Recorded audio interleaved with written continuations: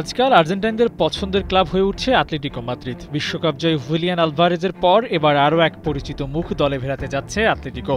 প্রাক মৌসুমের আগে ক্রিশ্চিয়ান রোমেরোকে নিয়ে ট্রান্সফার মার্কেটে চলছে জোর গুঞ্জন, চড়া দামে মাদ্রিদে যেতে পারেন এই আর্জেন্টাইন। টটেনহ্যাম হটস্পারে খেলেন রোমেরো। বর্তমান ক্লাবের সাথে 2027 সাল পর্যন্ত চুক্তি আছে রোমেরোর। স্বাভাবিকভাবেই রিলিজ ক্লোজ ফি পাবে টটেনহ্যাম। ইউরোর বাজারে সেই পরিমাণটাও বেশ ঈর্ষণীয়। ট্রান্সফার মার্কেট ভ্যালুও রোমেরোর দাম চড়া 50 মিলিয়ন ইউরো বর্তমান মূল্য। তবে টটেনহ্যাম 60 মিলিয়ন করে রেখেছে রিলিজ ক্লোজ ফি।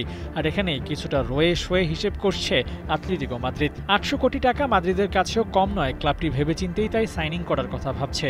তবে দুই পক্ষের মধ্যে আলোচনা চলছে ফি নির্ধারণ নিয়ে। বেশ কিছু গণমাধ্যমের দাবি টটেনহ্যাম হটস্পারের বেঁধে দেওয়া 60 মিলিয়ন রিলিজ ক্লোজ ফির খুব কাছেই দাঁড়িয়ে আছে অ্যাটলেটিকো মাদ্রিদ। রোমেরোর বর্তমান বাজার মূল্য 50 মিলিয়ন। সে অনুযায়ী আগাতে চায় মাদ্রিদ। 50 মিলিয়ন ইউরো পর্যন্ত বিট করেছে মাদ্রিদ। তবে এখনও টটেনহ্যাম থেকে গ্রিন সিগন্যাল আসেনি বলে দাবি করছে ইউরোপিয়ান সংবাদ মাধ্যমগুলো।